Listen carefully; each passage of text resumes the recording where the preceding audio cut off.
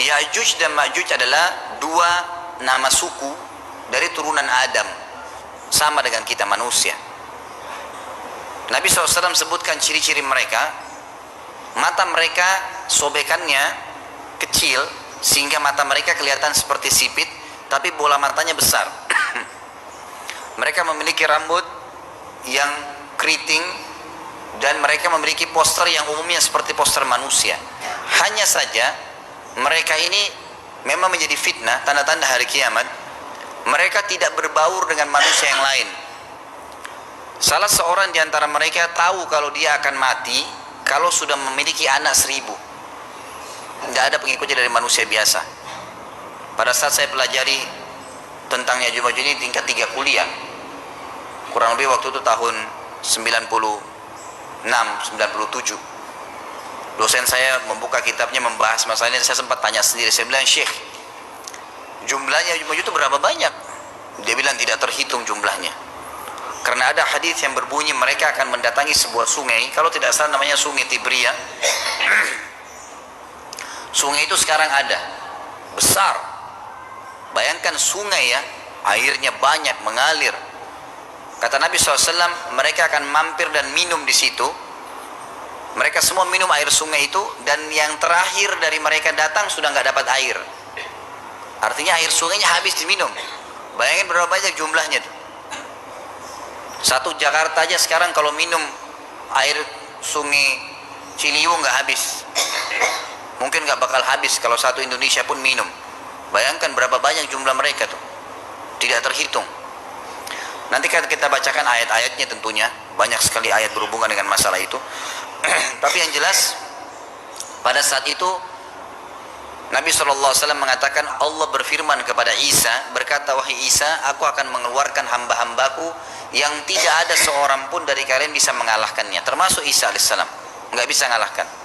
Maka selamatkanlah dirimu bersama dengan pengikut-pengikutmu ke Gunung Tur namanya. Gunung Tur ada di Palestina. Ya. Ini rata-rata nanti hari kiamat ini di Syam, banyak negeri Syam kita. Maka Nabi Isa pun alaihissalam menyelamatkan diri dengan pengikutnya ke Gunung Tur yang diikuti sama orang-orang yang beriman. Lalu tentu yang bisa ikut yang terjangkau pada saat itu, karena dunia sangat luas. Maka yang tidak sempat ikut dengan Nabi Isa alaihissalam, mereka dibunuh oleh Ya'juj Ma'juj. Allah subhanahu wa ta'ala memberikan ciri khas mereka. Artinya cirinya mereka ini, mereka dihimpit di sebuah gunung. Di surah Al-Kahfi dijelaskan oleh Dzulkarnain. Dzulkarnain khilaf antara ahli sejarah mengatakan dia nabi atau dia orang saleh. Tapi Allahu alam, saya cenderung dengan pendapat yang mengatakan dia adalah seorang nabi. Karena Allah SWT angkat ceritanya dalam Al-Quran. Dan Allah berikan dia banyak mukjizat. Di antaranya mukjizatnya adalah menahan Ya'juj Ma'juj waktu itu ingin membuat kerusakan di zamannya dia dulu. Jadi memang Ya'juj Ma'juj ini ciri khasnya, kata Nabi SAW, mereka memakan apa saja. Batu, kalau hewan-hewan itu kalah jengking sama ular, binatang-binatang buas, harimau, mereka makan semua. Jadi bukan seperti manusia normalnya. Mereka membunuh semua yang bukan seperti mereka. Mereka buat kerusakan. Sampai-sampai kata Nabi SAW, tidak ada yang bisa mengalahkan mereka, dan jumlah mereka sangat banyak. Salah seorang di antara mereka tahu dia akan mati kalau sudah punya 1000 anak. Dan tidak menikah dengan umumnya orang. 2 suku ini saja. Kata Nabi SAW dalam hadis Bukhari, kecelakaanlah bagi orang-orang yang ada di Jazirah Arab. Kemungkinan besar makna ini adalah tempat mereka dekat dengan Jazirah Arab. Sebagian, ada satu syekh dari Mesir, sekarang ada bukunya sama saya dan sudah terjemahan bahasa Indonesia, judulnya Ya'juj Ma'juj. Kalau Bapak Ibu mau beli bisa, ada judulnya Ya'juj Ma'juj, tapi saya lupa penerbitnya apa. Itu agak tebal, harganya mungkin sekitar 85.000 atau 100 ribuan lah maksimal. Itu khusus, dan beliau adakan penelitian, saya baca dan memang sangat konkret dan ilmiah. Beliau mendatangkan fakta kalau tempat Ya'juj Ma'juj yang disebutkan dalam Al-Quran itu ada di Cina, tembok Cina. Jadi seperti yang disebutkan dalam Al-Quran, 2 gunung yang disatukan, di antara celah gunung itu ditaruh tembaga-tembaga. Pernah pemerintah Cina mendapatkan ada celah dari tembok Cina itu yang bolong, waktu mereka mau tempel bolongan itu dengan batu-batu tanah yang mereka biasa taruh sekarang, ternyata di dalam itu ada tembaga yang mengeras, dan seperti disebutkan dalam Al-Quran. di mana ya Zulkarnain mempertemukan antara besi-besi yang ditumpuk lalu dipanasi, dibakar sehingga menjadi meleleh, kemudian disirami lagi dengan timah yang meleleh juga dan dibiarkan kering sehingga menjadi tembok besi. Kata Nabi SAW, kecelakaan bagi orang-orang yang Jazirah Arab karena telah terbuka dari lubangnya Yajuj Majuj sebesar ini. Udah kasih isyarat dengan jari ibu jari sama jari tengahnya, artinya mereka sudah bisa melihat keluar. Tetapi kata Nabi SAW, setiap hari mereka terus menggali gunung itu, berusaha untuk keluar.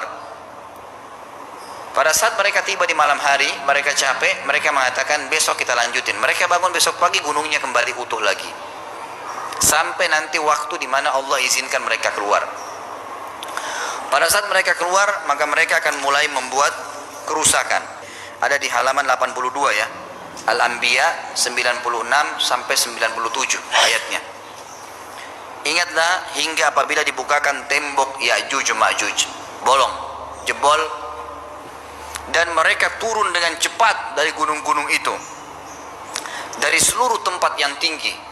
Kita tahu itu jaraknya berapa ratus kilometer, bahkan mungkin ribuan kalau nggak salah ya.